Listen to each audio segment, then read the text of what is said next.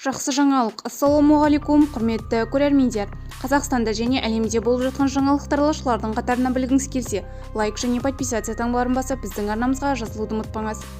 Қазақстанда коммуналдық тарифтердің өсуіне тыйым салынады. Үкімет макроэкономикалық тұрақтылықты қамтамасыз ету және экономикалық реформалардың теріс салдарын азайту шаралары туралы мәлімдеді. Тарифтер 2025 жылы 16 қазаннан бастап 2026 жылдың 1 тоқсанының соңына дейін барлық тұтынушы топтары үшін коммуналдық тарифтердің өсуі тоқтатылады.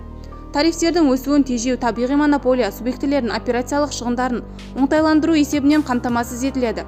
Сонымен қатар тұрғын үй коммуналдық шаруашылық нысандардағы жоспарланған жөндеу жұмыстары белгіленген мерзімде аяқталуы тиіс.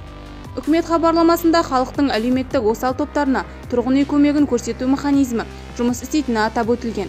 Әлеуметтік маңызы бар азық-түлік тауарлары бағасының өсуіне жол бермеу мақсатында үкімет тұрақтандыру қорларының жұмысын жандандырады. Осы мақсатта отандық ауыл шаруашылығы тауар өндірушілерінен қаржыландыру 2 есеге артылады. Министрлер кабинеті мүшелерінің пікірінше, бұл әлеуметтік маңызы бар азық-түлік өнімдерінің арзандауына алып келеді. Бізді бақылауды жалғастырыңыз. Сау саламат болыңыз.